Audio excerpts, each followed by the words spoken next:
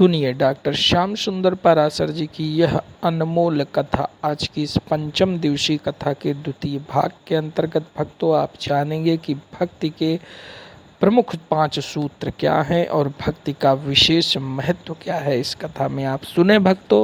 श्री राधे राधे। ईश्वर किसने देखा बताओ? मर के कौन कहां जाएगा कौन जानता है? इसलिए यावत जीवेत सुखम जीवेत ऋणम कृत्वा घृतम पिबेत भस्मीभूतस्य देहस्य पुनरागमनम कुतः। जब तक जिंदे हैं मौज मस्ती के साथ जियो, भले ही उधार लेकर के घी पीना पड़े। पैसा नहीं है तो उधार से ले आओ। मर के जब चले जाएंगे फिर किसने देखा हम कौन हमसे मांगने आएगा?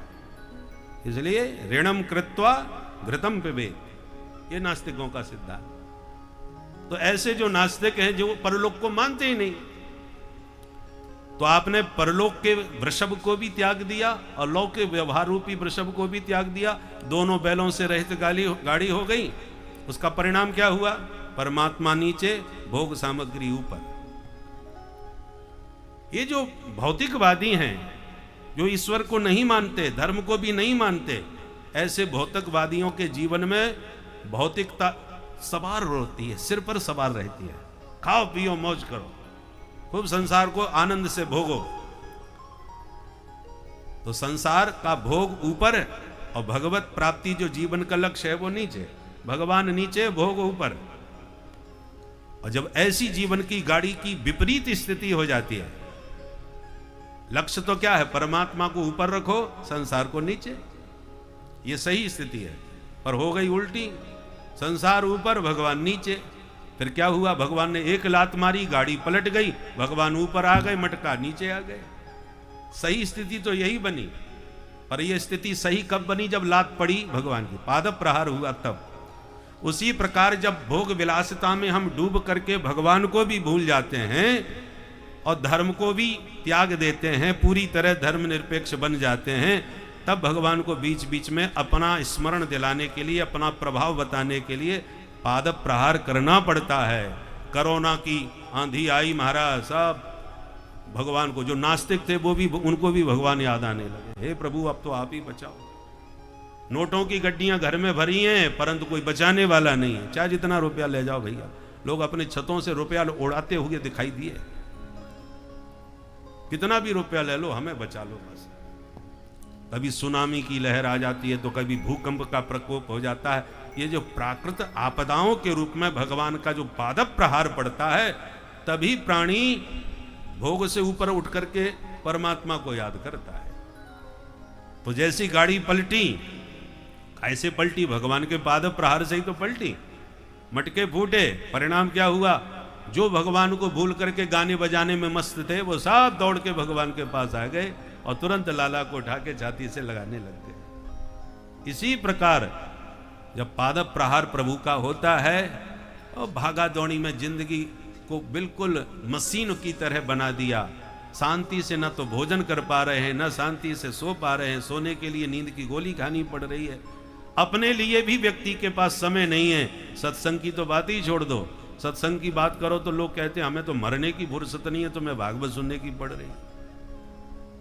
ऐसा जो जीवन जिनका हो गया है, महाभौतिकवादी, तो जब जीवन में ऐसी हलचल जब मचती है प्राकृत आपदा के माध्यम से, तब बड़े बड़े नास्तिक भी आस्तिक होकर के भगवान को याद करने लगते हैं। भगवान वही सूझने लगते हैं। अब तो ठाकुर जी बचाएं और कोई सहारा नहीं। अब सौंप दिया इस जीवन का सब भार तुम्हारे हाथों में, तब भगवान याद आते हैं। इसलिए इस कथा से संकेत क्या मिला? वृषभ 2 हैं, 2 बैलों से जैसे गाड़ी चलती है, ऐसी जीवन को लौकिक धर्म और पारलौकिक धर्म दोनों के अनुशासन में अपने जीवन को चलाओ। धर्मानुगामी बनो, धर्म की उपेक्षा न करो, क्योंकि धर्मो रक्षति रक्षिता। जो धर्म की रक्षा करेगा, धर्म उसकी रक्षा करेगा।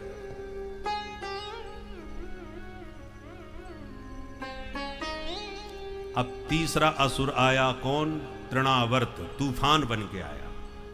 जब तूफान बन के आया तो मुहूर्तम अभवत गोष्ठम रजसा तमसा व्रतम। एक मुहूर्त में इतनी भयंकर धूल उड़ी ब्रज की कि तमसा व्रतम, दिन में अंधेरा हो गया, अंधकार हो गया। तो आपने देखा भी होगा जब आंधी आती है तो अंधेरा हो जाता है, प्रकाश ढक जाता है। तो संकेत क्या है? ये तृणावर्त कौन है? वासना का बवंडर। जब हमारे हृदय के ब्रजमंडल में जो दुर्वासना का बवंडर उठता है, तो जो ज्ञान का प्रकाश हमारे भीतर है, बड़े बड़े ज्ञानी जो सदा ज्ञान के प्रकाश में रहते हैं, उनके भीतर भी तमसा रजसा तमसा व्रतम, उनके भीतर भी रजोगुण तमोगुण इतना अधिक बढ़ जाता है कि सत्व का ज्ञान लुप्त हो जाता है। दिन में अंधेरा होने का मतलब क्या है? दिन प्रकाश होता है ज्ञान का वाचक, और अंधकार होता है अज्ञान का वाचक। अज्ञान तिमि अंधकार है, अज्ञान तिमिरांधस्य, तो ये अंधकार है। तो अंधकार दिन में हो गया, इसका मतलब क्या हुआ?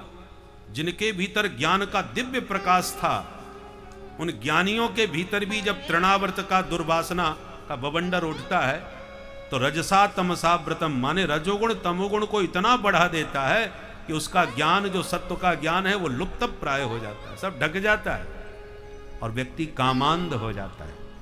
ये वासना का बवंडर काम का ही बवंडर है, और उसका वर्णन रामचरितमानस में देखिए। जब कामदेव भोलेनाथ की समाधि भंग करने चला तो क्या हालत कर दी उसने सारे विश्व की।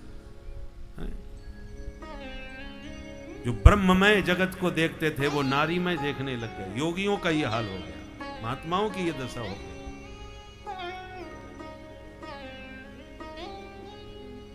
यही हालत काम की है। गोस्वामी जी ने यहां तक कह दिया कि कोई भी नहीं बचा काम से। रखी न काहू धीर सबके मन मन सिज हरे, सबके मन मन सिज हरे। मन सिज माने काम, जो मन से ही जन्म लेता है। मन में चिंतन किया और काम जागृत हुआ। तो कोई नहीं, सबके मन मन सिज हरे, सबके माने कोई नहीं बचा। अरे बाबा कोई तो बचा होगा? बोले हाँ कुछ बचे। कौन बचे? जे राखे रघुवीर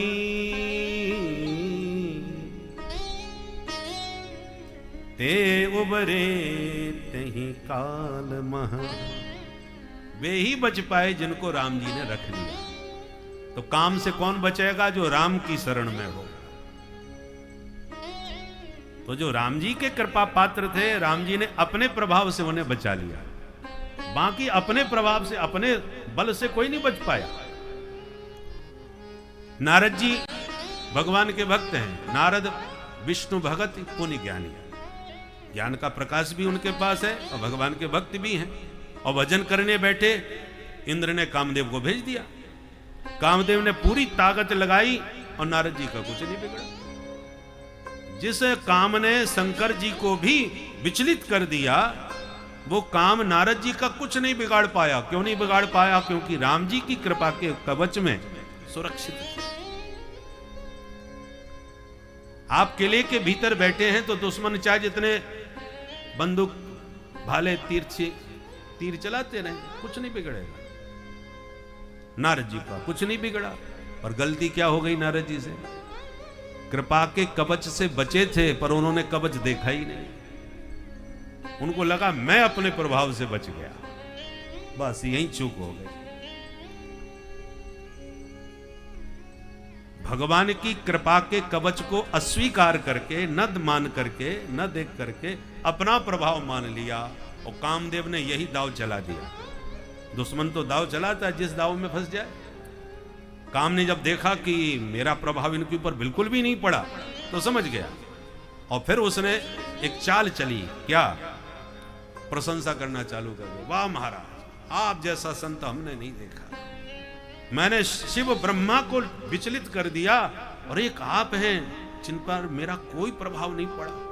आप महान संत हैं, आप जैसा विश्व ब्रह्मांड में कोई दूसरा नहीं। बस व्यक्ति इस प्रशंसा के दाव में बहुत जल्दी फंसता है और नारद जी यहीं चूक गए। उसका दाव सफल हुआ। तो नारद जी जब कामदेव ये दाव चला के चला गया, प्रशंसा करके चला गया, तब नारद जी ने बाद में सोचा, बारे भाई हमने कामदेव को जीत लिया और शंकर जी ने जीता होगा, परंतु क्रोध करके भस्म तो उसे कर ही दिया था। काम को जीता पर क्रोध को नहीं जीता। पर मुझे देखो, न काम मेरा कुछ बिगाड़ सका, न मैंने उस पर क्रोध किया, तो मैंने तो काम क्रोध दोनों को जीत लिया। इसका मतलब मैं शिव जी से भी आगे निकल गया। वारे हम, पर जंगल में मोर नाची किसने देखा? किसी को पता तो चला ही नहीं कि मैंने काम को जीता है, क्रोध को जीता है। दुनिया को पता भी तो लगना चाहिए।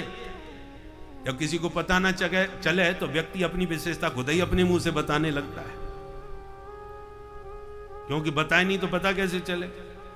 तो सबसे पहले बताने के लिए शंकर जी के पास ही भाग करके गए नारद जी, और गदगद होके नारद जी आ रहे थे। वो भोले बाबा समझे कि कोई बढ़िया कथा सुनाने आ रहे हैं, तो बड़ा जोरदार स्वागत किया। भोले बाबा कथा के बड़े प्रेमी हैं। आओ आओ देवर्षि, बड़ी कृपा करी। कैसे आना हुआ? बोले आज हम कथा सुनाने आए। अरे वो तो आप तो कथा सुनाने आते ही हैं, सुनाइए कोई राम कथा। बोले नहीं, राम कथा बहुत हो गई, आज हम काम कथा सुनाएंगे। तब शंकर जी चौंके कि राम कथा कहने वाले काम कथा कब से कहने लगे? सुनाइए। अब नारद जी ने जो सुनाया कि कामदेव आया, उसने ऐसा ऐसा मेरे ऊपर प्रभाव जमाया, पर अपने राम को कोई प्रभाव नहीं पड़ा। और आश्चर्य देखिए महाराज, मैंने उस पर क्रोध भी नहीं किया, माफ कर दिया। इस ढंग से कहा था कि हर शब्द में अहंकार छलक रहा था। और शंकर जी बीमारी पकड़ गए, क्योंकि सदगुरु वैद्य है। गुरुम शंकर रूपिणम, जगत गुरु है भगवान शंकर। और गुरु कौन होता है? वैद्य है। सदगुरु वैद्य वचन विश्वासा। तो वैद्य तो बीमारी लक्षणों से ही पकड़ लेता है। आंख पीली देखी तो आपको, पुराने वैद्य को ये नहीं करना पड़ता था कि चेकअप जरा मशीन वो टेस्ट करवा लाओ, ये टेस्ट करवा लाओ, रिपोर्ट आएगी तब बताएंगे। अरे वो तो आंख देख करके, चाल देख करके ही आपकी बीमारी पकड़ लेते थे। ऐसे कुशल वैद्य। तो नारद जी की बीमारी पकड़ ले, दवा भी दी नारद जी को दवा दी, पर नारद जी ने खाई नहीं। दवा क्या दी? नारद जी तो बड़ी जोरदार से अपनी आत्मकथा सुनाई काम विजय की। और कथावाचक जब कथा सुनाता है, या तो उसकी कथा में कोई कथावाचक बैठा हो, तो जरूर उसको जिज्ञासा भरी दृष्टि से देखता है कि इनको कथा पसंद आई कि नहीं। जनता सर्व सामान्य तो सबकी तारीफ कर देती है, पर वक्ता का प्रशंसा करे तब वक्ता प्रशंसनीय माना जाता है। तो भोले बाबा भी वक्ता हैं। अब नारद जी उनको कथा सुना रहे हैं, और नई कथा सुनाई है आज। तो जिज्ञासा भरी आंखों से देखा, कैसी लगी हमारी कथा? तो भोले बाबा ने कथा की प्रशंसा करना तो दूर रहा, इतनी बुरी बेइज्जती करी। बोले बार बार बिन मऊ बुन तो ही जिम यह चरित सुनायो मोही। हम तो तुम्हारे हाथ जोड़ के दंडवत प्रणाम करते हैं बाबा, जो कथा आज आपने हमको सुनाई है, भूल के भी और किसी को मत सुनाना। इससे ज्यादा बेइज्जती क्या होगी साहब? कोई वक्ता कथा सुनने के बाद ये कह के धन्य है महाराज, आपने खूब कथा सुनाई, आज के बाद ऐसी कथा मत कहना, तो वक्ता को कितना बुरा लगेगा भाई। इन्होंने तो बहुत ही बेइज्जती कर दी हमारी। और भोले बाबा ने वही कहा, हमको सुनाई कोई बात नहीं, हम तो सब कथा सुन लेते हैं, परंतु भूल के भी श्रीमन नारायण प्रभु को तो भूल के भी मत सुनाना। नारद जी बोले ठीक है, यदि मैं वही हमसे पूछे तो सुना दूं। बोले ना, चले प्रसंग दोहरायो तब हो। वो प्रसंग भी छेड़े तो भी छुपा लेना, मत बताना। क्यों कहा ऐसा? क्योंकि भोले बाबा कथा शैली से समझ गए कि इनके भीतर भयंकर अहंकार उत्पन्न हो रहा है काम विजय को लेकर के। और काम विजय जिसकी कृपा से इन्होंने की है, उनको देख नहीं रही है। यदि ये ऐसा बोलते कि देखो भगवान की मेरे ऊपर कितनी बड़ी कृपा रही कि काम मेरा कुछ नहीं बिगाड़ पाया, तो कथा बहुत बढ़िया थी। पर इन्होंने कृपा को कहीं स्थान ही नहीं दिया। मैंने काम को जीता, तो ये अहंकार की बीमारी है। और जब देखे, व्यक्ति अनुभव करे कि मेरी भीतर बहुत अहंकार पनप रहा है, तो कुछ बीमारियां ऐसी हैं जो पथ्य करने से ठीक हो जाती है। शुगर बढ़ रही है, मिठाई खाना बंद कर दो, कंट्रोल में तो रहेगी। परंतु इनको भी शुगर बढ़ी अहंकार की, तो भोले बाबा ने इलाज बताया। क्योंकि जिसको भी तुम कथा सुनाओगे वो प्रशंसा करेगा, और प्रशंसा की मिठाई बड़ी मीठी लगती है, पर यही बीमारी को बढ़ाती है। अभिमानी हमेशा प्रशंसा का भूखा होता है कि मेरी कोई तारीफ करे, और जहां जितने लोग उसकी तारीफ करते हैं उतना ही उसका अहंकार और बढ़ता है। तो अभिमानी को अभिमान दबाना है तो प्रशंसा से परहेज कर ले, अपने आप अभिमान उसका शांत हो जाएगा। और परहेज कब होगा? जब अपने से श्रेष्ठ लोगों के पास बैठोगे तो अहंकार नहीं बढ़ेगा। कनिष्ठ लोगों के साथ बैठोगे तो वो तो तारीफ ही करेंगे तुम्हारी। आपने लघु सिद्धांत कौमुदी केवल तैयार कर ली और अपने को व्याकरणाचार्य मान करके, और जो अयुण रिलरिक सीख रहे हैं उन्हीं के साथ आप रहो तो हमेशा वो आपकी तारीफ करेंगे। अरे महाराज आप तो साक्षात पाणिनि हैं, प्रशंसा करेंगे। अब जिसने सिद्धांत कौमुदी मनोरमा आदि सब तैयार कर रखी हो, शेखर आदि सब लगा लिया हो, अब उन महापुरुषों के साथ बैठोगे तो फिर आपका अभिमान नहीं बढ़ेगा, क्योंकि आपसे भी बड़े बड़े जो नदी पार करके तालाब पार करके नहाना सीख गए तो वो अपने को तैराक मानने लगे। या तो वो समुद्र के किनारे बैठेंगे तो सब तैराक बना भूल जाएंगे, हमको तैरना आता है क्या। श्रेष्ठ लोगों के साथ रहो, अभिमान कभी नहीं बढ़ेगा। कनिष्ठ बच्चों के साथ, अल्पज्ञों के साथ बैठोगे तो अरण्योपि द्रुमायते। मरुस्थल था, एकदम रेगिस्तान की भूमि, वहां एक कोई अकौआ का पौधा खड़ा हो गया। किसी ने पूछा गया, बोले हम वृक्ष हैं। अब जहां कोई भी वृक्ष नहीं वहां तो अकौआ भी वृक्ष ही है, क्योंकि दूसरा कोई वृक्ष है ही नहीं। अब घनघोर वन हो, विशाल बट वृक्ष जहां हो, वहां अकौआ की क्या औकात। उसी प्रकार अपने श्रेष्ठ जनों के साथ बैठोगे तो अहंकार कभी पनपेगा नहीं। तो नारद जी को दवा दी भोले बाबा ने कि ये आप प्रसंग, और भोले बाबा हमारे प्रभु को तो बिल्कुल मत सुनाना, नहीं तो वो तुम्हारा इलाज जरूर कर देंगे। तो गोली तो दी पर समझ में नहीं आई, नहीं खाई और नहीं माने, पहुंच ही गए भगवान के पास। और जब भगवान से अपनी कथा सुनाई तब भगवान समझ गए, उर अंकुरे गर्भ तरु भारी। बाबा के भीतर भयंकर एक कांटे का पौधा उत्पन्न हो रहा है और ये तो खतरनाक वृक्ष है, इसको तो उखाड़ के फेंकना चाहिए। इसलिए बेग सुमे डारे हूं उपारी। इस वृक्ष को, अभी पौधा है, उखाड़ा जा सकता है। छोटी सी फुंसी निकली थी, उसी समय आप उसको दबा दो तो आराम से वो दब जाएगी, शांत हो जाएगी। परंतु जब उसमें मवाद भर जाए फिर दबाना कठिन है, फिर तो ऑपरेशन ही करना पड़ेगा, चीरा लगाना पड़ेगा। तो जब फुंसी उठी थी अहंकार की, उसी समय गोली दे दी थी भोलेनाथ ने। यदि वो खाली होती, मान ली होती तो बीमारी आगे नहीं बढ़ती, पर चूंकि नहीं मानी, नहीं खाई दवा, तो मवाद भर गया और अहंकार भगवान ने और बढ़ा दिया। इतनी तारीफ करी भगवान ने नारद जी की कि नारद जी और अहंकार में फूल गए कि देखो भगवान स्वयं मेरी प्रशंसा कर रहे हैं। क्योंकि जब समझ में आता है वैद्यों के मवाद भर गया है तो वो उसे और पकाता है, क्योंकि जितनी जल्दी पकेगा उतनी बढ़िया चीरा आराम से लगेगा, प्रतीक्षा करनी पड़ेगी। तो भगवान ने अहंकार के घोड़े को और बढ़ाने के लिए प्रशंसा का कुपथ्य और खिला दिया। अरे नारद जी, आप जैसे महापुरुषों के तो स्मरण करने से काम समाप्त हो जाता है, आपने काम को जीत लिया तो कौन आश्चर्य की बात है, आप महान पुरुष हैं। सो नारद जी का अहंकार और पक गया। और फिर भगवान ने जो ऑपरेशन किया बड़ा जबरदस्त, कि तुम काम विजयी क्रोध विजयी अपने को मानते हो अपने बल पर, तो अब जरा दिखाओ। विश्व मोहिनी के रूप सौंदर्य में ऐसा फंसाया नारद जी को कि नारद जी सब भूल गए और तुरंत भगवान के पास ही भाग के वापस पहुंच गए। सरकार एक काम आ गया आपसे।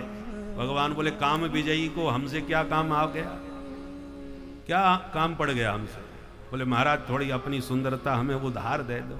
काहे के लिए? बोले, शादी करवाएंगे। वाह, शादी तुम्हारी और रूप हमारा, चलो ठीक है दे देते हैं। हरि रूप मांगा था और हरि नाम बंदर का भी होता है, तो भगवान ने बंदर का रूप पकड़ा दिया। आए थे सुंदर बनने के लिए, भगवान ने बंदर बना के भेज दिए। बाबा की जो बुरी बेइज्जती हुई, काम विजय का सारा अहंकार तोड़ दिया। और फिर बोले हमको क्रोध नहीं आता। फिर क्रोध ऐसा आया कि भगवान को ही गालियां सुना दी। भगवान को श्राप दे दिया। कथा से आप सब परिचित हैं। शिक्षा क्या मिल रही है कि काम आदि विकारों पर विजय भगवान की कृपा से नारद जी ने पाई थी, पर कृपा को जब नहीं माना तब भगवान ने अपनी कृपा का हाथ हटा दिया। उसके बाद वे ही नारद जी काम से पराजित, क्रोध से पराजित, लोभ से पराजित, सब विकारों से पराजित होते चले गए। इसलिए प्रभु की कृपा के कवच में अपने को सुरक्षित रखना चाहिए, अपना अहंकार नहीं बढ़ाना चाहिए। हम बड़े भारी विद्वान, हम बड़े भारी पहलवान। कोई कितना भी बड़ा विद्वान हो, हम लोग हनुमान चालीसा का पाठ करते हैं, कंठस्थ हो जाता, पाठ होता रहता है। पर कभी कभी आपने अनुभव किया है, जो नित्य कंठस्थ पाठ कर रहे थे, कभी कभी सुई कहीं जाकर के ऐसी अटकती है कि आगे की चौपाई उठती नहीं और कहीं की कहीं उठने लगती है, और फिर दोबारा पाठ करो तो वहीं जाके सुई फिर अटक जाएगी, आगे की बात नहीं आएगी। तो आप नित्य जब कंठस्थ पाठ कर रहे थे, आज क्या हो गया? भगवान ये अनुभव करा रहे हैं कि करंट कृपा का यहां से चल रहा है। बल्ब ने देखा, देखो मेरा प्रकाश, अहंकार आ गया। कूलर ने कहा, देखो मेरी हवा, और जब अहंकार बढ़ गया इतने में लाइट चली गई। अब कहां गया प्रकाश, अब कहां गई हवा? बोले साहब करंट चला गया। तो करंट जहां से आ रहा था, उस कृपा के करंट से ही ये उपकरण काम कर रहे थे। हमने तो अनुभव खूब किया है। और तो और कभी कभी तो मंगलाचरण जब करते हैं, 1200 से ज्यादा कथाएं हो गई, इतनी बार मंगलाचरण किया, पर कभी कभी मंगलाचरण ही भूल जाते हैं जो नित्य कर रहे हैं। सबके अनुभव में ऐसे आते हैं, होंगे प्रसंग। ये क्यों होते हैं? झटका भगवान बीच बीच में देते हैं कि हमारी कृपा के करंट को भूल जाओगे तो तुम्हारी विद्युतता धरी रह जाएगी। एक श्लोक तुम्हारे स्मरण में नहीं आएगा, मंगलाचरण भूल जाओगे, औरों की बात छोड़ दो। दुनिया आपको महाविद्वान और सब कुछ कह करके पूज रही हो, और भगवान ने कहीं एक नस ढीली कर दी माथे की, पागल खाने में भर्ती हो जाओगे। क्या हुआ? बोले साहब पागल हो गए, न जाने क्या हो गया माथे में। कितनी देर लगती है? हमने ऐसे बड़े बड़े विद्वानों को विक्षिप्त अवस्था में देखा है, पागल हो गए, जिनको दुनिया पूजती थी और उनको पागल खाने में डालना पड़ा। बड़े भारी पहलवान बन रहे थे, भगवान ने पेट में कोई ऐसी नस दबा दी, बस बाथरूम से ही बाहर नहीं निकल पा रहे, 1 मिनट में चक्कर आने लग गए। क्या हुआ? बोले कमजोरी आ गई, सब बल निकल गया एक क्षण में। तो कहने का मतलब क्या है? आपके जीवन में जो भी उपलब्धि है उसे भगवान की कृपा का करंट मान के स्वीकार करते रहना, कभी आपको अभिमान नहीं आएगा। और यदि आपने उसको अपना प्रभाव मान लिया तो एक क्षण में वो सारी शक्ति कब किस घटना के द्वारा चली जाए पता नहीं चलेगा। इसलिए प्रसंग पर आइए। तृणावर्त तूफान है, काम का बड़ा प्रभाव है, पर जे राखे रघुवीर ते उबरे ते काल में। काम से भगवान की कृपा के द्वारा ही बचा जा सकता है, भगवान जैसे बचाएं। नहीं तो आप अपने को बड़े भारी जितेंद्रिय, बड़े भारी सिद्ध मानने लग जाएं तो भगवान ऐसा विश्व मोहिनी का जाल घुमाएंगे जैसे नारद जी को चक्कर में डाल दिया। अच्छा एक बात और है, आप भले ही दिन भर कुछ न खाइए चलेगा, आपको भोजन की याद नहीं आएगी व्यस्तता में, परंतु आपने यदि व्रत ले लिया कि आज हम व्रत करेंगे, भोजन बिल्कुल नहीं करेंगे, उस दिन भोजन ज्यादा आपको लगेगा, उस दिन भूख भी ज्यादा लगेगी, भोजन की याद ज्यादा आएगी। उसी प्रकार भगवान का भजन करते रहो, कोई परेशानी नहीं। यदि आपने अपने को जितेंद्रियता का अहंकार लिया कि मैं बड़ा संयमी हूं, मैंने आज तक कोई अनुचित कार्य नहीं किया, तब देखो फिर भगवान के जाल कैसे फंसते हैं। ऐसे ऐसे प्रसंग आपके जीवन में आएंगे कि आपको फिसलते देर नहीं लगेगी। इसलिए भगवान का भजन तो करो, परंतु अहंकार मत करो। मेरा आपकी कृपा से सब काम हो रहा है, करते हो तुम कन्हैया और मेरा नाम हो रहा है। यह सूत्र सबसे बढ़िया है। एक के आगे शून्य लगा दिया तो बिल्कुल जो एक अंक था, शून्य लगते ही शून्य ने उसे 10 गुना आगे बढ़ा के 10 की संख्या में पहुंचा दिया। एक और शून्य लगा तो 10 गुना और आगे बढ़ के सीधा शतक लग गया, 100 हो गया। अब ज्यों ज्यों शून्य बढ़ता गया त्यों त्यों संख्या 10 गुनी बढ़ती हुई आगे जाती गई, करोड़ों अरबों में संख्या पहुंच गई केवल शून्य के बल पर। अब शून्य को अभिमान हो गया, बारे हम आज देखो हमने इसको अरबों खरबों में पहुंचा दिया जो एक अंक था। तो सब आपस में लड़ने लगे, मैं बड़ा मैं बड़ा। जब ज्यादा झगड़ा बढ़ा तो आदि का ही अंक बोल पड़ा, भैया तुम ही बड़े बने रहो, हम तो ये चले। अब आदि का एक अंक खिसक गया, अब क्या बचा भाई? शून्य बटा सन्नाटा, कुछ नहीं। सारी गर्मी 1 मिनट में एक के जाती निकल गई। उसी प्रकार ये अंक क्या है? राम नाम को अंक है, सब साधन है शून्य। अंक गए कछु हाथ ना, अंक रहे 10 गून्य। भगवान की कृपा का अंक रहेगा तो तुम्हारा प्रत्येक कर्म साधन 10 गुना आगे बढ़ेगा। और कृपा के अंक को तुमने त्याग दिया, उसने तुम्हारा साथ छोड़ दिया, तो बड़े बड़े पुरुषार्थी बैठे महाराज, शून्य बटा सन्नाटा हो जाता है। लोग सारी जिंदगी राजनीति में घोंप देते हैं, तब भी सफल नहीं हो पाते। यदि पुरुषार्थ के बल पर ही कोई सफल होता तो कितने पुरुषार्थ नहीं करते, दिन रात एक करके राष्ट्र सेवा में काम करते हैं, कुछ भी पद नहीं मिल पाता। और जब कृपा होती है ठाकुर जी की, तब चाहे बेचते बेचते पीएम तक पहुंच जाते हैं हमारे।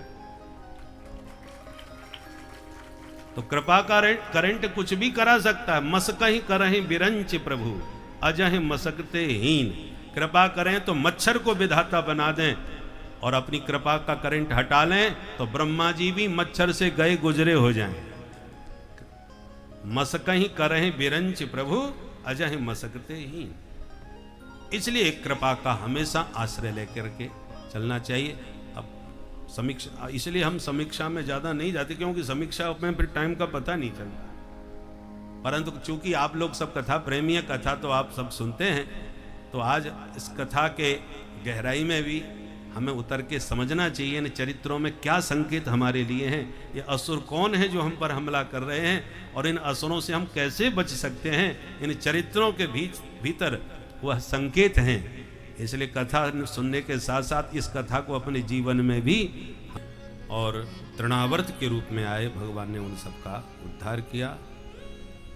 अब एक बार गर्गाचार्य जी को वसुदेव जी ने कहा, महाराज मेरे छोरा को नामकरण तो करे आओ, पर काऊ के पतो ना चले, बस गुप्त रूप से जाइयो।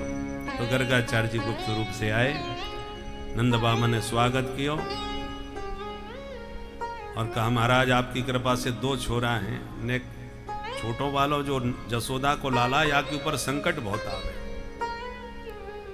गर्गाचार्य जी बोले, नाम बताओ तो मैं आपको भविष्य फल बताऊं, राशि फल देखूं। बोले, नाम तो हमने कछू ना धरो महाराज, आप ही धर दो कछू नाम। बोले ठीक है, रख देंगे। गौशाला में बैठ गए, दोनों माताएं अपने अपने छोरन को लेके आ गईं, और जैसी नंदलाल का दर्शन किया गर्गाचार्य जी ने, सो देखते देखते प्रेम समाधि लग गई। निर्निमेष नयनों से निरंतर निहारते रह गए।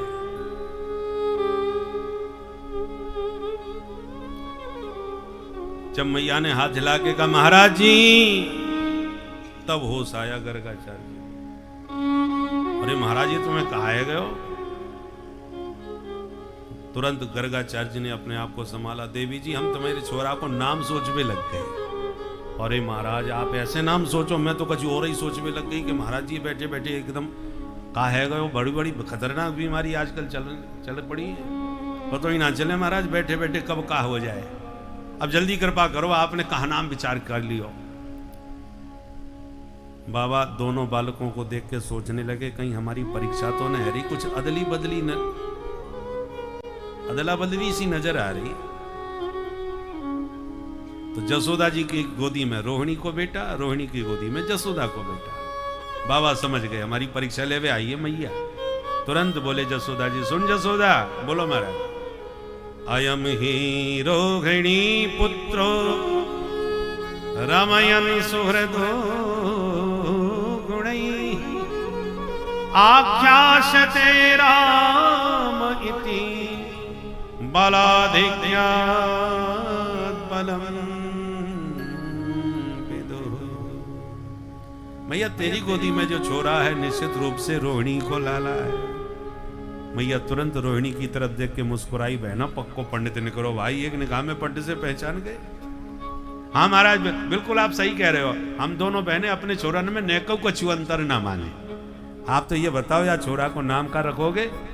बोले बलाधिक्यात् बलम विदुः, बहुत बलवान से हो इसलिए बलराम नाम रख रहे हैं। बहुत अच्छी बात है महाराज, छोटे वाले को और बता दो।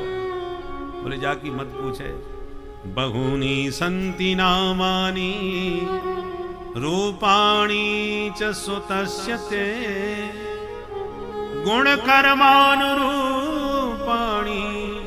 तान्यहं वेदनो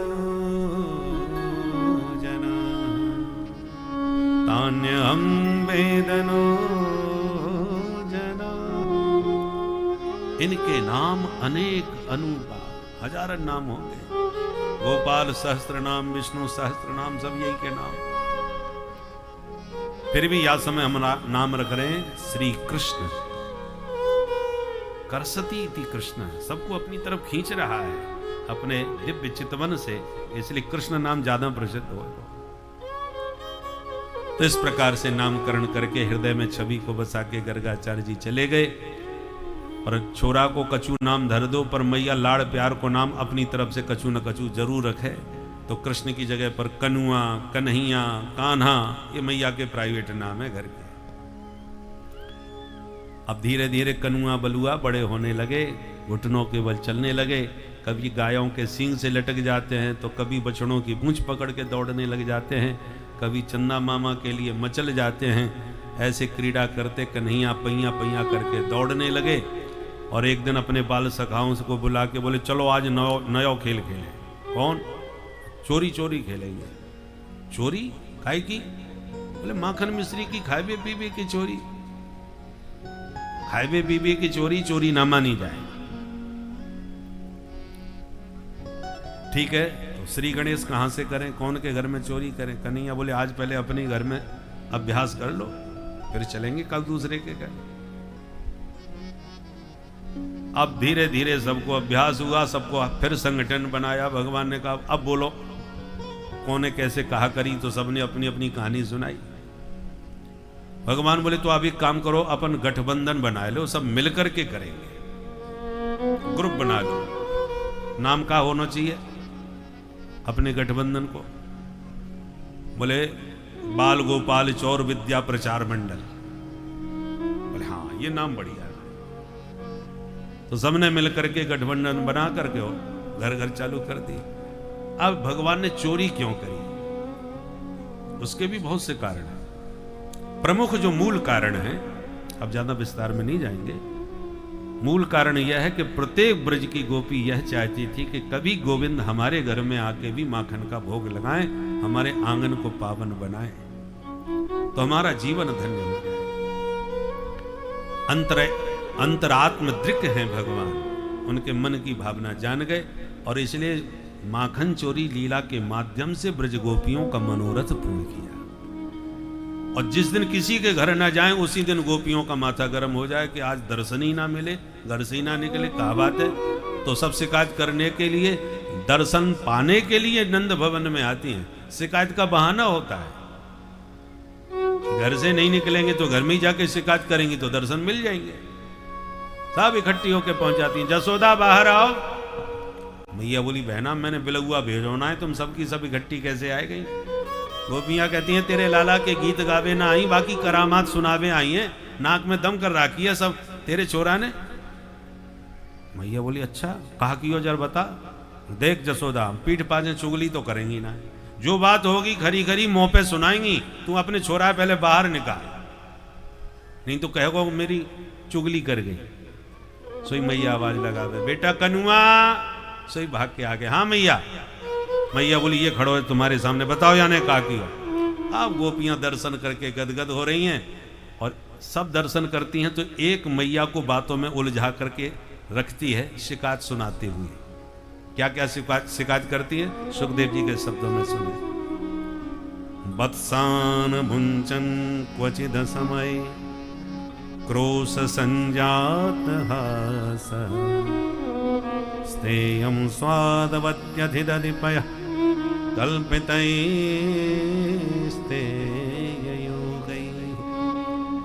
मर्कान् भोक्षन् विभजति सचेत् नाति भाण्डं भिनत्ति द्रव्यालाभे सगृह कुपितो याज्ञपत्रो शतोका। बहुत सारी शिकायत, क्योंकि जितनी देर तक शिकायत करेंगी उतनी देर तक दर्शन मिलेंगे। एक कहती है मैया तेरो लाला हमारे घर में आकर के बछड़ा खोल के भग जाए। मैया बोली तो तू डांट दे, तेरो ही तो अधिकार है। बोले मैया हम डांट भी लग जाए तो ये हमें देख के हंस भी लग जाए तो हमें वो हंसी आ जाए, सारी गुस्सा ठंडी है जाए। मैया बोली तो तू मेरो लाला जब पहुंचे तो तू प्यार से खवा दियो कर, तो काय को परेशान करेगा। बोले मैया जब परोस के हम खवा भी लग जाएं, लाला तू बैठ के शांति से खा ले, तो आंख दिखा के कहे गोपी तेने कम वो भिकमंगा समझ रहा को है, तू मेरे घर में आके खा जाइयो, मेरे बाबा के पास 9 लाख गैया हैं, तू नेक सो माखन मुँह का दिखाएगी। मैं बोली जब इतने बड़े बाप को बेटा है तो चोरी काय क्यों करे फिर। तो हंस करके कहता है चोरी के माल में स्वाद ही कजू और हो। अब बताओ चोरी करके स्वाद आवे पर उसके दो तो बड़े बाप को बेटा बन जाए। मैया बोली तो सीखे पे लटका दे, नेक सो छोरा हाथी ना पहुंचे को या को। बोले मैया जाने पूरी मंडली बना रखी है। जब संतों के संग बैठने से मनुष्य के समस्त पापों का नाश ऐसे होता है जैसे प्रकाश के आते ही अंधकार समाप्त हो जाता है। व्यक्ति के समस्त बुराइयों का नाश होता है जैसे वह प्रभु की तरफ बढ़ता है, प्रभु की भक्ति की शक्ति को जानता है, उसके सारे पापों का नाश हो जाता है।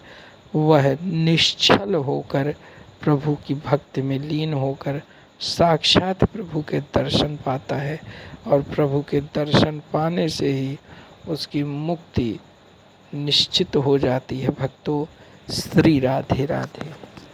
करते करते गोविंद की छवि हृदय में बसा करके लौट जाती है। अब प्रभु ने विचार किया माखन खूब खा लिया तो थोड़ा सा ब्रजरज का भी तो स्वाद चाखें, ब्रजरज की बड़ी महिमा है। तो ब्रह्मांड घाट पर खेलते खेलते मिट्टी का डेला मुंह में धर लिया, दाऊ जी ने पकड़ लिया। लाला तेरे मोहड़े में का है? अच्छा झूठ बोले को मोते, चल तेरी शिकायत करूं। कृष्णो मृदम भक्षितवान इति मात्रे न्यवेदयन्। मैया से शिकायत कर दी, तेरे लाला ने माटी खाई, जसोदा सुन माई।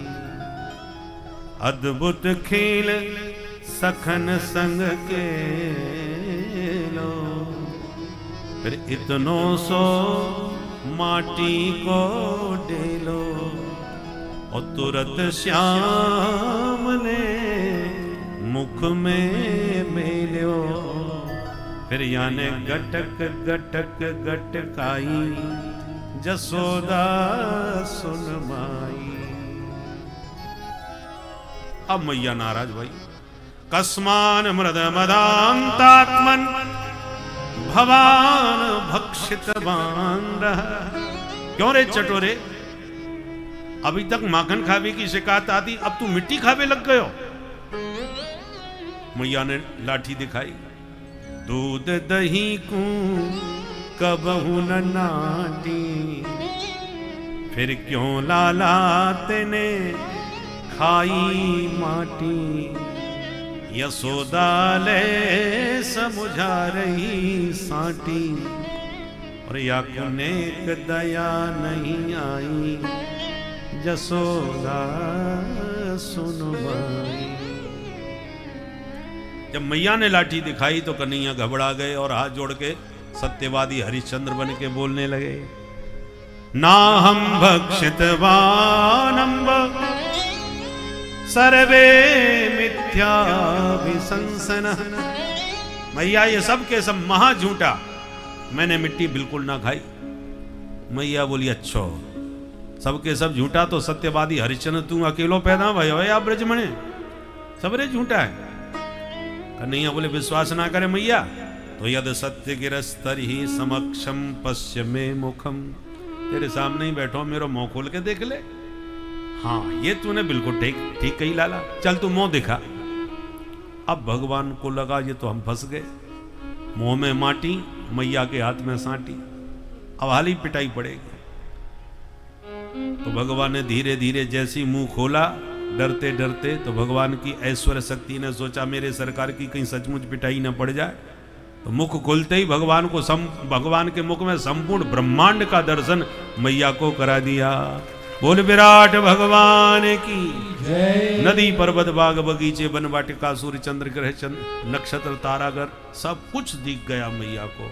मैया थर थर कांप गई। किम स्वप्न एव दुत देव माया किम्बा मदीयो बत बुद्धि मोह, ये स्वप्न है कि देवता की माया है कि बुद्धि को भ्रम है कि आंखन में चकाचौंध है। अरे मैं समझ गई मेरो लाला भगवान है।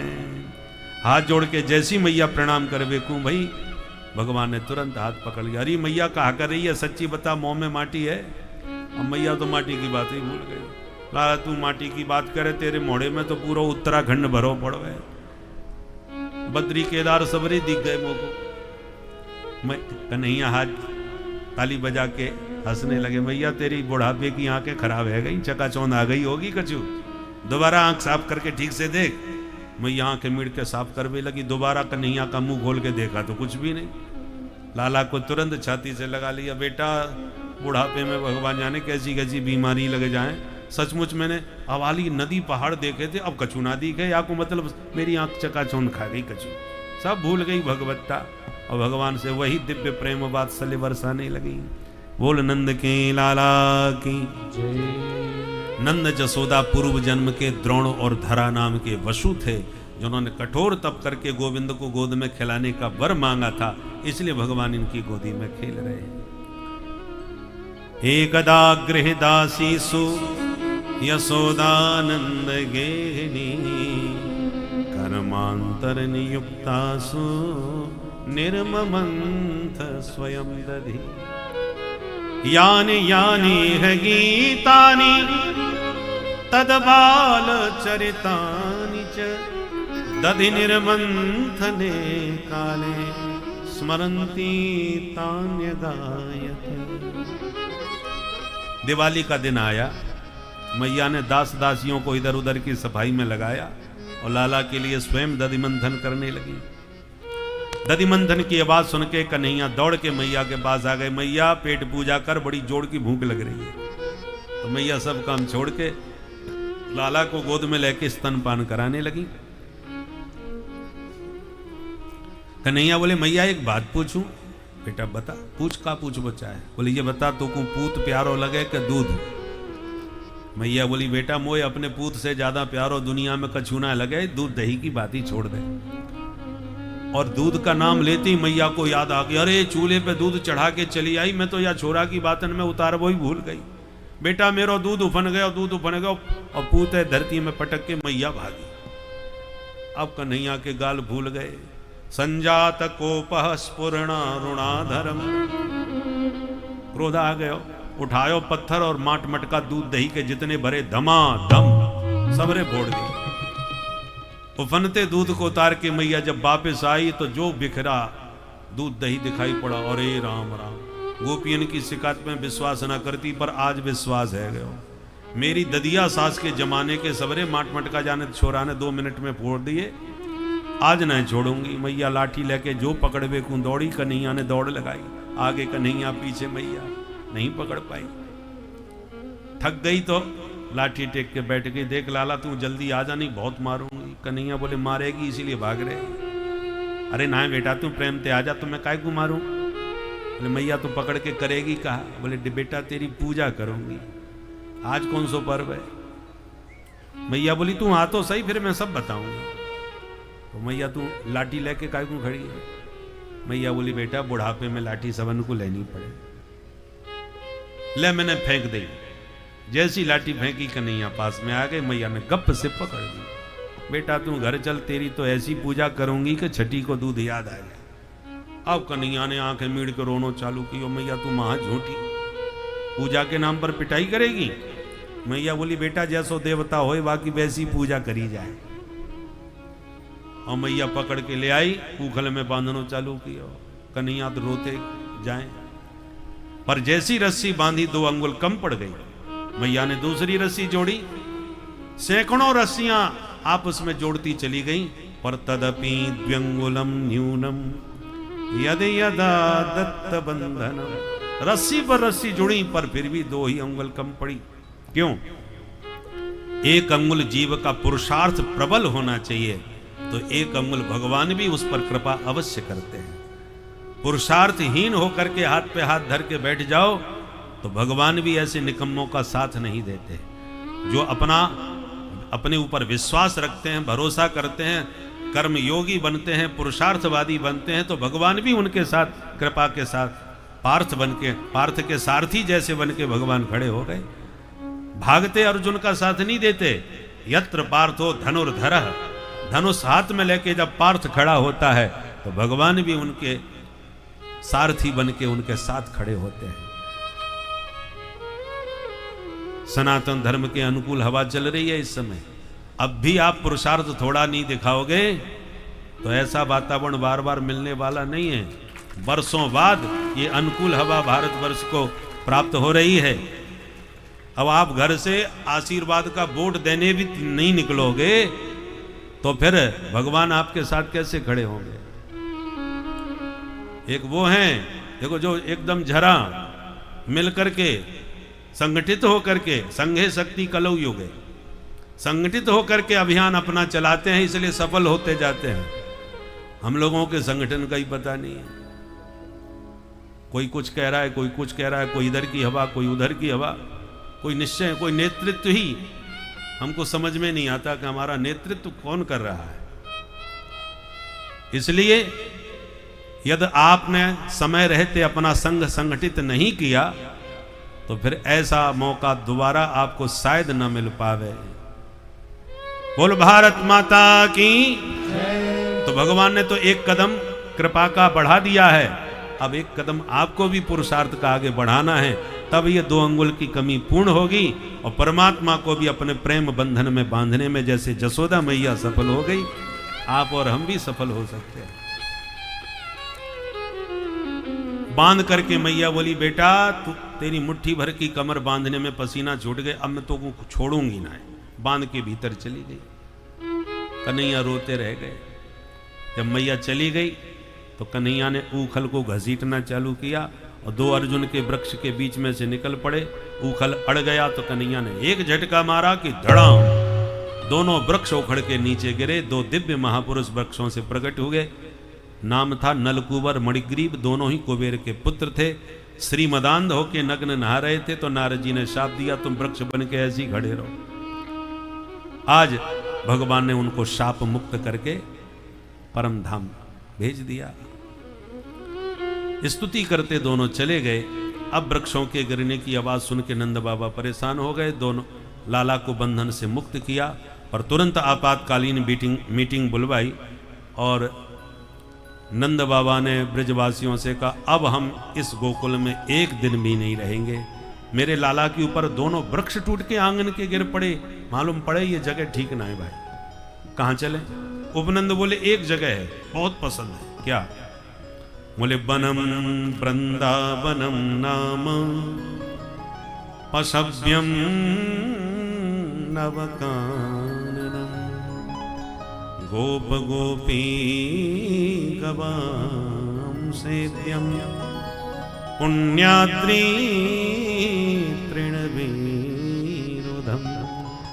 बाबा ब्रज में बहुत सारे वन हैं परंतु सबसे सुंदर एक ही वन है जिसका नाम है वृंदावन।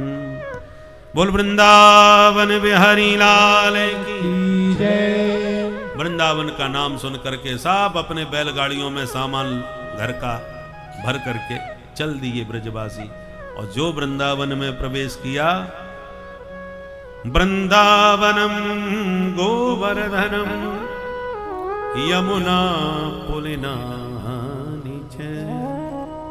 वीक्षासीत उत्तमा प्रीति राम माधवयो नप।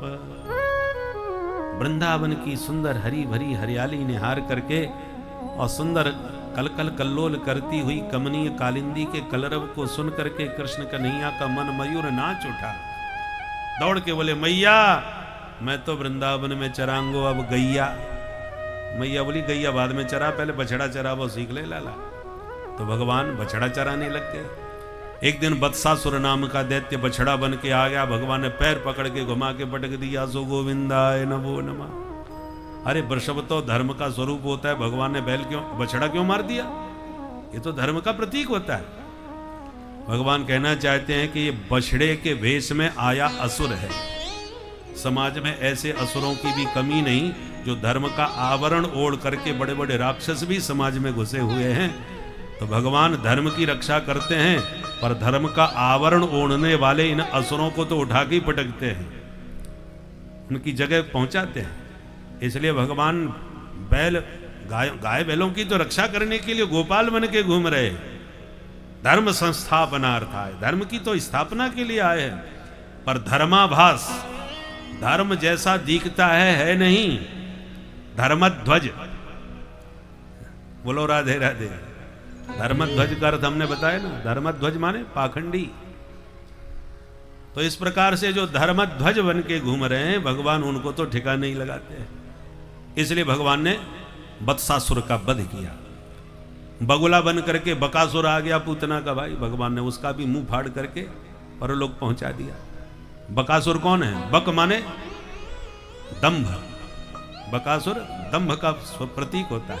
दंभी व्यक्ति जैसा होता नहीं है वैसा वो दिखाता है अपने आप को, वो उसको दंभ कहते हैं। बगुला ऐसा ही तो होता है, हंस जैसा सफेद उज्जवल। ऐसे बगुला बहुत घूम रहे हैं, देखने में बड़े शुद्ध सात्विक लगते हैं। बगुला क्या करता है? तालाब के किनारे जाएगा, एक पैर पर खड़ा हो जाएगा, एक पैर ऊपर उठा लेगा। भोली भाली मछलियां समझती हैं कोई सिद्ध महात्मा एक पैर पर खड़े सूरी बाबा भजन कर रहे हैं, चलो आशीर्वाद ले आए। और जो मछली आशीर्वाद लेने आई गप करके गोविंदाय नमो नमः। तो ऐसे दंभियों की भी समाज में कमी नहीं है। भगवान कहते हैं तुम जैसे बगुला भक्तों का वृंदावन में कोई काम नहीं है। इसलिए उस बगुले को समाप्त करके परलोक पहुंचाया, बकासुर का उद्धार किया। एक दिन अघासुर अजगर बन के आ गया, मुंह फाड़ के बैठ गया। तो ब्रजवासी गुफा समझ के घुस गए। जैसे घुसे तो इसने मुंह, भगवान भी घुस गए और भगवान के घुसते ही इसने मुंह बंद कर लिया। भगवान इसके श्वास छिद्र को ही रोक करके बैठ गए। अब बिना श्वास के झटपटा गया, ब्रह्मरंध्र फट गया। उसी छिद्र से भगवान ब्रजवासियों को बाहर निकाल लाए। इसकी प्राण ज्योति भगवान में प्रविष्ट हो गई। भगवान ने संकेत दिया, अघ माने पाप, अघासुर माने पाप का प्रत्यक्ष रूप है। भगवान कहते मेरे भक्त कभी पाप में प्रवेश नहीं करते, पर गलती से धोखा खा करके यदि घुस गए तो मैं पाप का भी पेट फाड़ करके अपने भक्तों को बचा के ले आता हूं। भक्तों का पतन नहीं होने देता। न मे भक्त प्रणश्यति, भगवान की प्रतिज्ञा है। इसलिए अघासुर का उद्धार करके ब्रजवासियों को बाहर लाए। पर आज अघासुर मरा और 1 साल के बाद ब्रजवासियों ने घर में जाके बताया कि मैया तेरे कन्हैया ने आज अघासुर मार दियो। परीक्षित ने पूछा 1 साल के बाद क्यों बताया? तब कारण बताया कि अघासुर के मुख से बाहर आकर के भगवान ब्रजवासियों के साथ बैठ के भोजन कर रहे थे।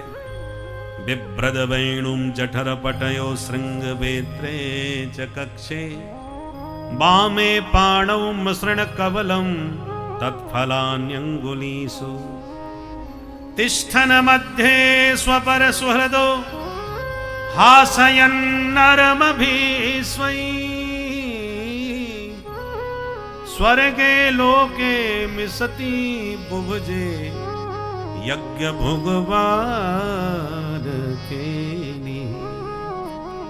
बीचों बीच ग्वालों के बैठे हैं, बाएं हाथ पर दही भात मिला रखा है, फलों का अचार उंगलियों में दबा रखा है, करपात्री बन के भोजन कर रहे हैं।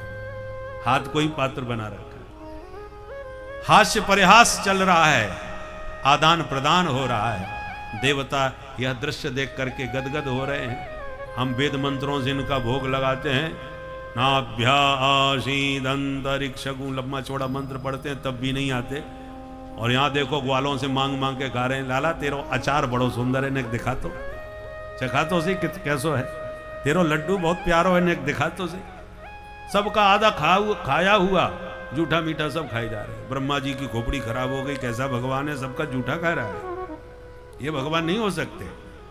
चतुरानंद चक्र आ गए, परीक्षा लेने आ गए, भगवान के सारे बछड़े उठा के ले गए। भगवान बोले बछड़े कहां भाग गए, और जैसी बछड़ा देखने भगवान भागे तो ब्रजवासियों को उठा के ले गए। उधर बछड़े नहीं मिले, लौट के आने पर ब्रजवासी भी गायब। भगवान समझ गए ब्रह्मा बाबा की करामात, चोरन के घर में चोरी, हम चोरन के सरदार हैं, ये बाबा हमारे घर चोरी करे हुए आए गए। भगवान ने संकल्प लिया और तुरंत उतने ही बछड़े उतने ही ब्रजवासी बन के तैयार हो गए। साल भर तक लीला स्वयं करते रहे, घर आते रहे, बन जाते रहे, किसी को पता नहीं असली किधर है।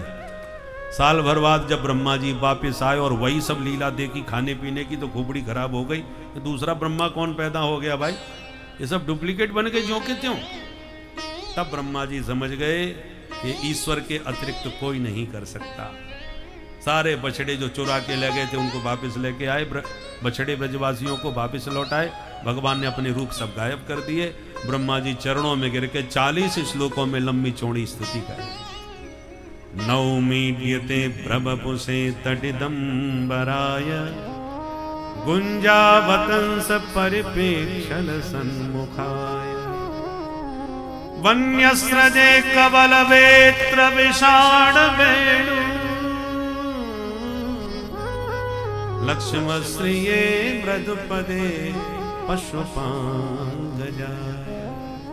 बहुत प्यारी स्तुति है ब्रह्मा जी की, पर भगवान ने कोई ब्रह्मा जी से बात नहीं करी।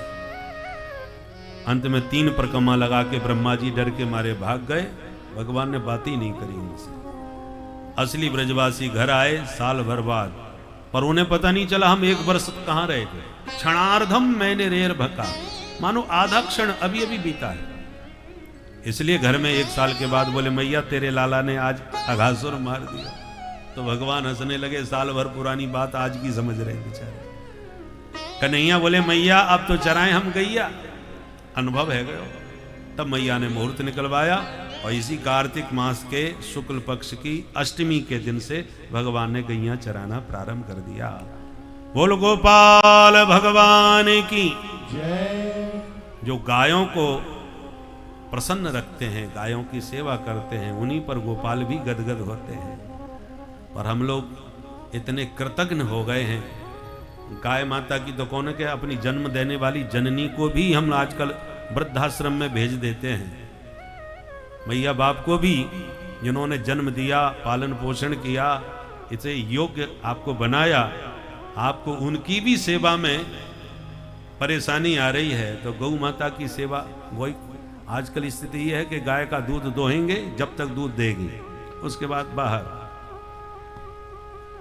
पहले गोचर भूमि हुआ करती थी जहां वह स्वतंत्र होकर चर सकती थी, निर्धारित, अब तो उस पर भी कब्जा हो गया। गायों के लिए कोई स्थान नहीं रहा, बेचारी सड़कों पर घूम रही है, लोग इधर से डंडा मारते हैं, उधर से डंडा मारते हैं, यहां तक कि उसके साथ कितना बड़ा आघात करते हैं। शास्त्र तो कहते हैं गाय पर जो हाथ भी उठावे या लात उठाना तो पादप प्रहार तो महापाप होता है। जिस गाय के रोम रोम में समस्त असंख्य देवी देवताओं का वास है, आज वो गौ माता भटकती फिर रही है। पहले कुत्ते गलियों में भटकते थे, गाय घर में पाली जाती थी। आज गाय गलियों में भटक रही है, कुत्ते घर में पाले जा रहे हैं। बोलो राधे राधे। लोग लाखों रुपया खर्च करते हैं उनकी सेवा में। इसलिए गौ माता सिर्फ इस लोक में ही आपका कल्याण नहीं करेगी, परलोक में भी बैतरणी से पार लगाएगी, शास्त्र कहते हैं। तो लोक परलोक दोनों को संभालने वाली जो गौ माता है, उसके लिए हमारे घर में जगह नहीं रही। अब भाई शहरों में लोग नहीं सेवा कर पाए, समझ में बात आती है। ग्रामीण अंचलों में भी यही दुर्दशा गायों की हो रही है। तो गाय कहां जाए? गाय इस लोक की नहीं है। हमारे पूर्वजों ने, ऋषियों ने, परमात्मा माने दिव्य लोक से इस गौ माता को धराधाम पर मानव की सेवा और कल्याण के लिए अपने पुरुषार्थ, अपने तपोबल से धरती पर उतारा है। समुद्र मंथन से दिव्य सुरभि प्रकट हुई। भगवान की डकार आती है ना, जो डकार, भगवान ने जब डकार ली उससे गौ माता का प्रादुर्भाव हुआ।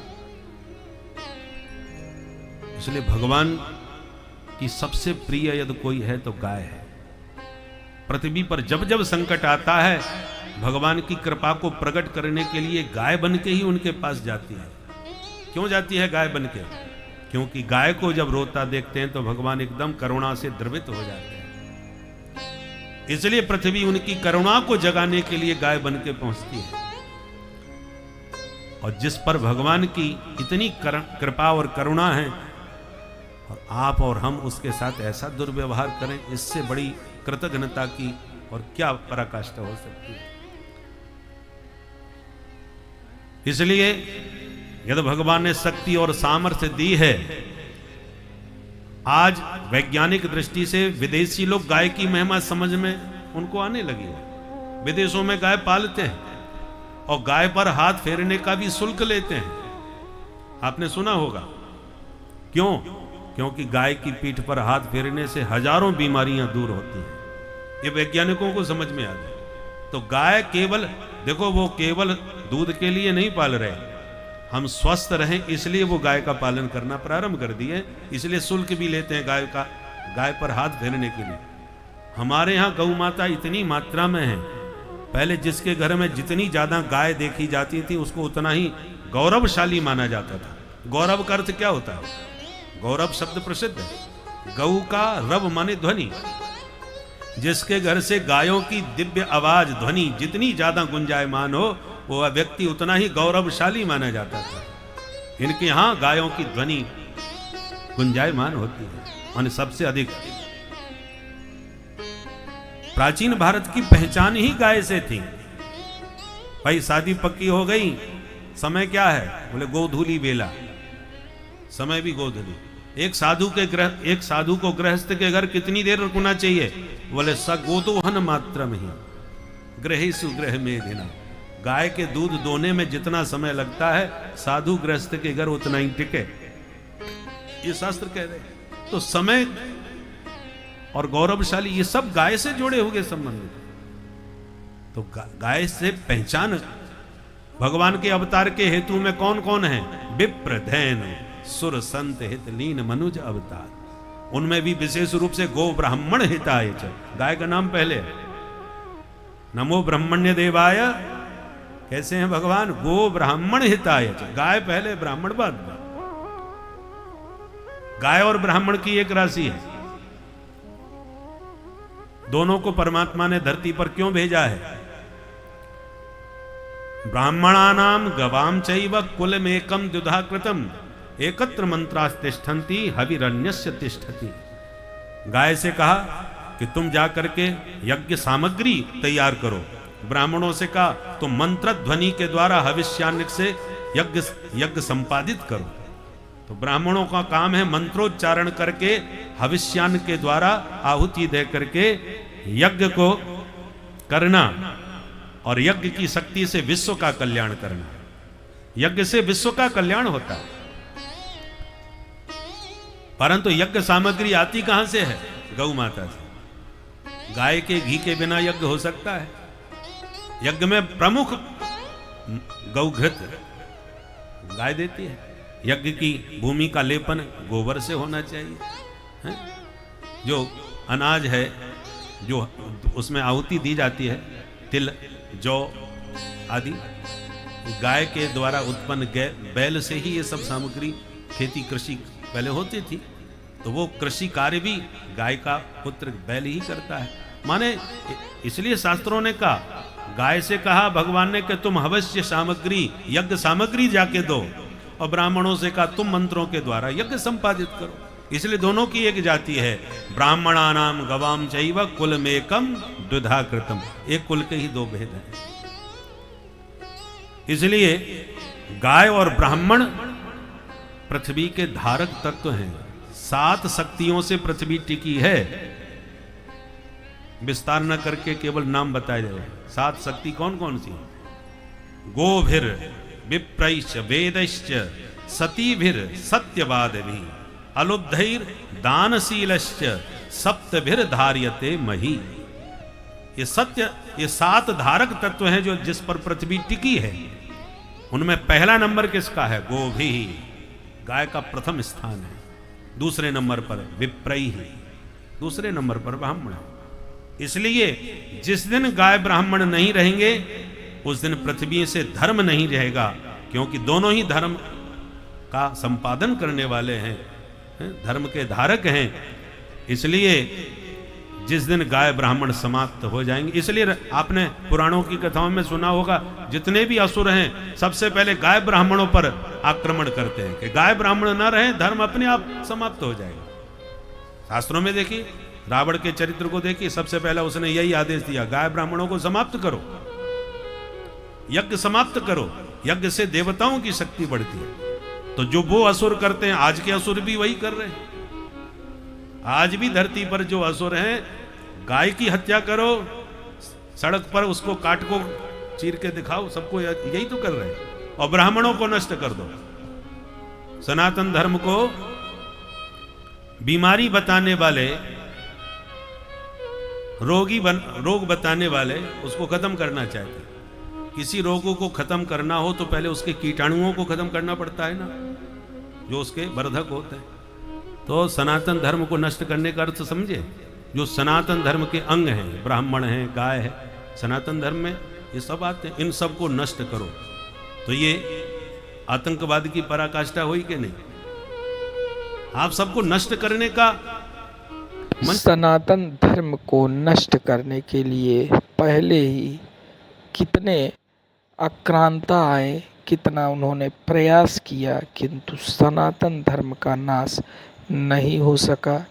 एक समय ऐसा था जब पूरी पृथ्वी पर सिर्फ और सिर्फ एक ही भाषा और एक ही धर्म था, किंतु समय के साथ साथ धर्म अलग अलग उत्पन्न होने लगे, जिससे नए नए धर्मों की नींव रखी गई और बच्चों की हर प्रतिभावान जैसे इच्छा को माता पिता पूर्ण नहीं करते, उसी प्रकार प्रभु भी अपने भक्त की हर इच्छा को पूर्ण न करते हुए जो उसके हित में होता है उसे ही पूर्ण करते हैं। क्योंकि कहा भी गया है कि कैसे भी हो प्रभु हमारी रक्षा करें, तो प्रभु रक्षा करते हैं। और जब रक्षा करते हैं तो वह हित आपका देखते हैं, लाभ नहीं देखते। जब कथाओं के माध्यम से भी हमको इसकी जानकारी मिलती है कि यह विधि होई नाथ हित मोरा, करहु सुबेगी दास मैं तोरा। जैसे भी हो आपका हित जैसा होगा वैसा ही प्रभु आपके साथ कार्य को आगे बढ़ाएंगे। तो इस तरह प्रभु की ही भक्ति, प्रभु की ही कृपा से ही समस्त जीवन यदि आपका पार हो जाए भक्ति में, तो आपसे बड़ा भागी कोई नहीं भक्तों। कथाओं को आगे भी आप लोग सुनते रहें और ज्ञानार्जन करते रहें भक्तों। श्री राधे राधे। दूध पी रहे हो, मिलावटी घी खा रहे हो, शरीर हजारों बीमारियों का केंद्र बन रहा है। अब जो आप अपने शरीर की बीमारियों के कारण हॉस्पिटल में जाके लाखों रुपए खर्च करते हो, उससे कुछ अंश यदि गाय की सेवा में खर्च कर दो तो आपको हॉस्पिटल जाने की ही जरूरत न पड़े। गौ माता स्वतः आपको स्वस्थ रखेगी, आपका लोक भी बनेगा, परलोक भी बनेगा, जीवन भी सफल और स्वस्थ रहेगा। इसलिए पृथ्वी माँ ने कहा है, अस्मिन लोके थवा मुस्मिन मुनभि तत्वदर्श भी। चतुर्थ स्कंद के 18वें अध्याय का 3रा श्लोक। पृथ्वी माँ ने पृथु महाराज से यही बात कहा कि जो प्राणी स्वस्थ रह करके लोक परलोक बनाना चाहें वो ऋषियों के बताए हुए मार्ग पर चलेंगे, तभी उनका लोक परलोक सुरक्षित और स्वस्थ होगा।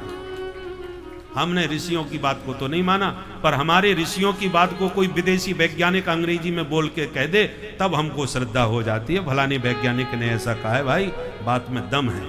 तो बात में दम कब आती है? जब कोई अंग्रेजी में विदेशी वैज्ञानिक बोले। और हमारे पूर्वज ऋषि मुनि जो त्रिकालदर्शी थे, वो हमारे शास्त्रों में संस्कृत में बोल के चले गए, हमें न पढ़ने की फुर्सत न सुनने का समय। तो ऋषियों से हमारी अश्रद्धा हो गई और विदेशियों में हमारी श्रद्धा पुष्ट हो गई। ये है गुलामी की मानसिकता। आज गुलामी की ये मानसिकता है कि अंग्रेज चले गए, पर हम उसी व्यक्ति को पढ़ा लिखा समझते हैं जो अंग्रेजी में बोलना जाने। आप देखिए, जो तथा कहते अपने को संभ्रांत लोग मानते हैं, वो जानबूझ के अंग्रेजी में जरूर बोलेंगे, क्योंकि जबकि भारतीय हैं और भारत की राष्ट्रभाषा हिंदी है, हिंदी बोलना जानते हैं, पर नहीं बोलेंगे। क्यों नहीं बोलेंगे? ताकि हम पढ़े लिखे तो दिखाई पड़े। बोल बंसी वारे की जय। तो तात्पर्य यह है, ये गुलामी की घोर मानसिकता है कि आप हिंदी जानते हुए भी हिंदी में बात न करें और अंग्रेजी झाड़ करके अपनी योग्यता का परिचय दें। भाई, जहां अंग्रेजी नहीं बोली जाती वो बात तो, जहां अंग्रेजी बोली ही जाती है उनकी बात तो समझ में आती है। इसलिए इन सब बातों पर विचार करने की आवश्यकता है। ऋषियों के बताए मार्ग पर चल के ही हम इस लोक में भी सुखपूर्वक रह सकेंगे और परलोक भी हम अपना सुधार सकेंगे।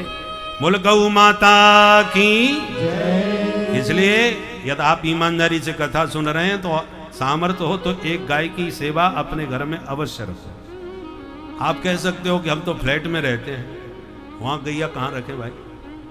व्यवहारिक बात भी सही भी है। तो भैया, जिनके बच्चे नहीं होते क्या वो गोद नहीं ले लेते?